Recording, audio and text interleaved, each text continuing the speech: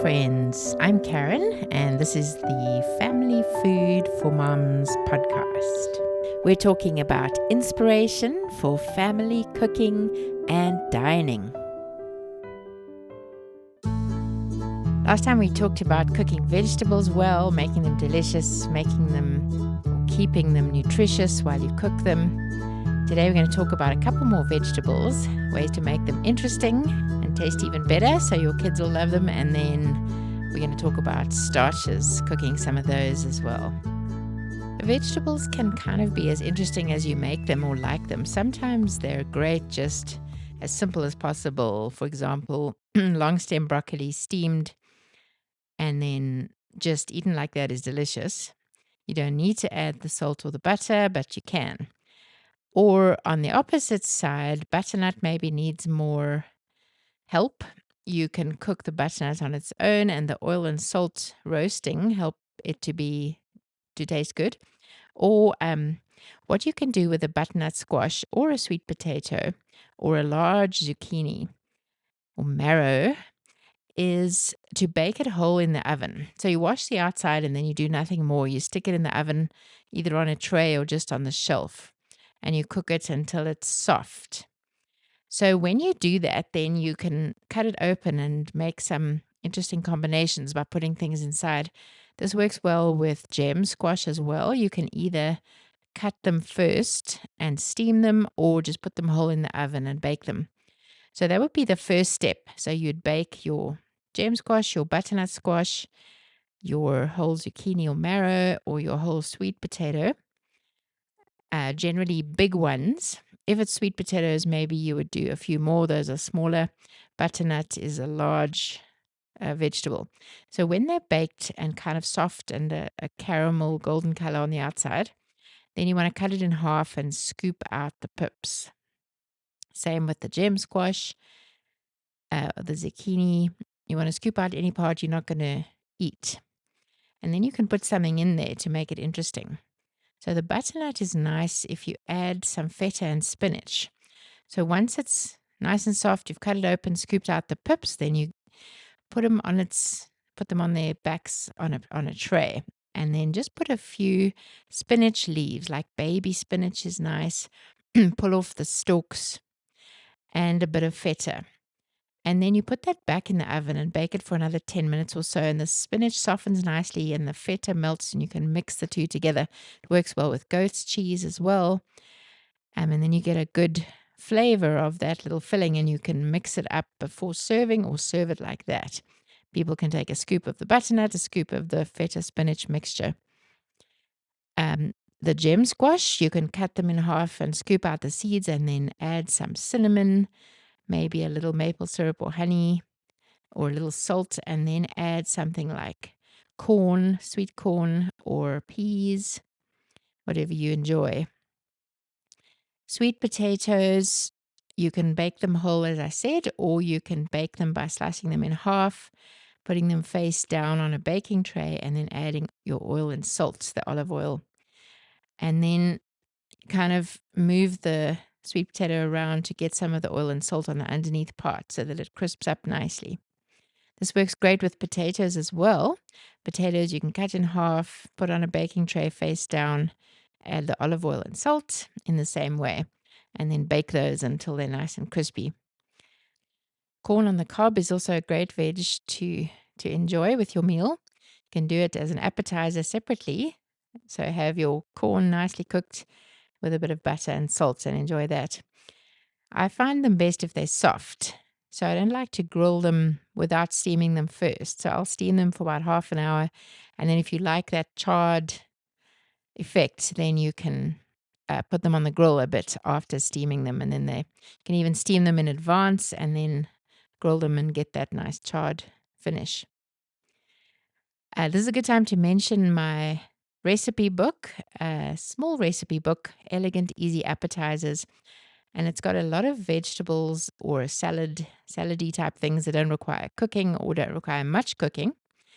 And you can get that and get some ideas for unusual, interesting ways to cook your vegetables. One of my favorites in there is a zucchini or marrow and red pepper and halloumi appetizer with basil pesto. So you steam some zucchini strips. Just use a vegetable peeler to make strips. And then once it's soft, you toss it with salt and basil pesto. And you cook your halloumi cheese so that it's nice and warm, golden on both sides. And then you steam your red peppers. You can steam them in the other half of the steamer when you're doing the zucchini. And you add a little bit of olive oil and salt after that, or you can roast them in the oven with olive oil and salt. Everything vegetable wise works great with olive oil and salt in the oven. Sometimes I just would like some red peppers to add to salads. So we chop them up and then add oil and salt and roast them in the oven for a short time. And they're sweet and delicious after that. So for this appetizer, you then put the zucchini strips in a little pile. You add your red pepper and your halloumi on top. And that's a delicious combination of good veg and cheese. Always using cheese with vegetables is also a good way to enhance them. Something else we enjoy from that book is slices of cucumber with a little cream cheese or goat's cheese on top, and then half slices of baby tomatoes and a bit of basil pesto and maybe some balsamic vinegar drizzled on. So just be creative. Obviously, a good salad with feta is delicious and with avocado added. Also, you can use your vegetables to hold your meat or your mains. What comes to mind is half of red bell peppers with a mix of either mince or ground beef and rice, and then you cook that together and put it inside the half peppers and then bake them so they're nice and soft. Or you could do it with lentils, brown lentils and rice in a good flavored mix, put inside your red pepper half and then baked. And you could put cheddar or mozzarella or feta cheese on top of that. You could do the same thing inside your gem squash or inside your butternut. You can just scoop out some and then add a little bit of each of those, the mince, ground beef rice combo or the lentils and rice combo. And that makes it an elegant piece of food for each person. So it'll be the bell pepper half with the meat inside, or the butternut with the meat inside for each person. Starches are the foundation of many meals: pasta, rice, potatoes, and knowing how to cook them well really enhances your meal. We don't want to overcook them either. Overcooking pasta becomes squishy. Overcooking rice is kind of stodgy. And overcooking potatoes, especially in the oven, you can actually cause the potato to become more hollowed out and not much there when you eat it. So it's important to know how to check when they're ready, what kind of length of time to cook them for, and what the best methods are for cooking your starches. So let's talk about rice first. This is something that I have never been able to cook very effectively in a pot. No matter how many times I try, it often does not come out ideally.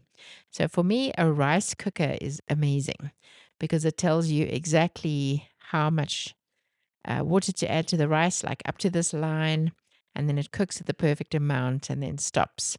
And as long as you take it out in time and don't leave it, the bottom doesn't burn, and then it is really just perfect. And then you also learn which types of rice need the correct amount of water. This would apply to the pot as well. Usually it'll tell you on the packet 3 cups of water to 1 cup of rice, or sometimes it's just double, I think, depending on the kind of rice. So you want your rice to be tender, but still separate little pieces, not like wet or mushy or crunchy. So the way you're going to cook it depends, as I said, on how much water it says on the packaging. Basmati rice will be different to jasmine, long grain, brown rice, etc. But the basic principles are the same. You're going to measure your rice. You're going to rinse it if appropriate for that type. And then you're going to add the correct amount of water. You're going to add some salt and then bring it to the appropriate temperature. Once it reaches a simmer, then you're going to reduce your heat and cover it. And then avoid lifting the lid a lot because that will affect the process. Let it rest a little bit after cooking and then fluffing it, but it's important to take it off the heat to rest. So, learning the particular types of rice that you enjoy cooking is important. Check your proportions, your cooking time, and what level of heat will give you the best results. And then once it's cooked, you gently fluff it with a fork and it lifts it and makes it just right. So for me, rice has never been easy, but it's supposed to be an easy starch to cook. So hopefully it goes better for you. Roasting potatoes works wonderfully. You can do the whole potatoes or you can cut them in half and then put them face down, rub the ends in the oil and salt. And that takes less time to cook and is nice and crispy. Then you could also steam your potatoes part way and then cut them up and put them in the oven to roast. These you could do on a high temp, like 200 Celsius, 400 Fahrenheit. After adding some good seasonings, my daughter likes to add all kinds of things like onion powder and smoked paprika and chili and various kinds of salt and herbs like oregano, and then some butter on them or even oil again, and then roast those until they're really good and crispy. It's important when you're doing roast potatoes to make sure you're going to get a soft, fluffy center, but the crisp browned edges. And that's why it helps sometimes to steam them first. It also is helpful to use the right kind of potatoes. Usually the potatoes will say roasting potatoes on them. And then to cut them evenly when you chop them so that they cook at about the same time, all the pieces together. Also, don't crowd the tray. You don't want them to be too close together so that they get those nice crispy edges. Mashed potato works best if you steam. You either peel your potatoes or leave the peel on if you like it. Steam those till they're very soft, and then you warm your milk or your coconut cream that you're going to add and all your herbs and spices and then mash. The important part there is to steam until they're really soft. Some variations on mashed potatoes. As I said, you can leave some of the peel on to get a more rustic mash. You can add garlic or roasted garlic. You can mix in fresh herbs that you've chopped. I would do parsley or oregano. You can add parmesan or parmigiano reggiano that you've grated. You can add butter and cream to get a richer version if you like that, or olive oil for a lighter Mediterranean style mash, but make sure the olive oil tastes good on its own. Otherwise, the potatoes will taste strange. You can mix in caramelized onions, or you can even mix in cooked green beans. And you can combine different kinds of potatoes to get a very interesting mash. One more thing to mention, potatoes, if you want to try, you can steam your potatoes and then make crushed potatoes in the oven. You can also bake them, as I mentioned, with oil and salt on a baking tray and then make them into crushed potatoes. It simply means after they're cooked, you mash them down with a potato masher, leaving the skins on. Maybe open up if there's places where the skin hasn't come off. So you mash them down nicely and then you add more seasonings, more salt, maybe onion powder, cheese like cheddar, and maybe Parmigiano Reggiano on top. You can sprinkle some feta, and then you put it back in the oven and crisp it up. It's a really delicious way to make your potatoes. I'm not going to talk much about pasta here, though it's an important starch. Pasta is a whole other episode, but just to say, when you heat your water before you add your pasta, you should salt it very well. Chefs say salt like the ocean, and even add a little bit of fat, like a tiny bit of coconut oil, to help the pasta not to stick together. And then you're going to cook it until a good consistency. They say al dente. I like it a little more, but it will cook a tiny bit more after you drain it, but not too much. So to taste it is the best way to check. And then after you drain it, you can keep a little bit of the pasta water to add it to your sauce or back to your pasta to make it just a little looser. And then I always add olive oil, salt, and some Parmigiano Reggiano to the pasta immediately after draining it, and sticks well at that point to make the pasta extra delicious. And that's before adding any other sauces or anything. So enjoy cooking your vegetables and enjoy experimenting and making them taste good. Butter and salt, or olive oil and salt, are always a great place to start to enhance your veg. And then find interesting ways to combine vegetables and starches. Stir fries are obviously a good combination of vegetables, things like spinach, julienne, carrots, and butternut. You can do zucchini, cabbage, all those things together. And then you just heat them in a skillet with some salt and some soy sauce or whatever you enjoy. A little bit of sesame oil works well. And it's good then to put a lid on while it cooks to help the vegetables to soften while they fry. So, the most important thing in terms of skills for cooking vegetables is to learn when they're ready and not overcook them. So, you look at the color, you feel the texture, you maybe listen to the sound it makes in the pan, you smell, and you taste as you go. So, ask yourself, is it still too firm? Is it beginning to brown? Does it need more salt? Is the pan too hot? Does it need more time? And then you gain experience and your vegetables get better and better. Obviously, you can include vegetables in stews and casseroles, and that's an easy way to fit more of them in without them having to be a separate dish. Also, you can add grated carrot, grated zucchini to your ground beef when you're cooking it to have more vegetable goodness in there.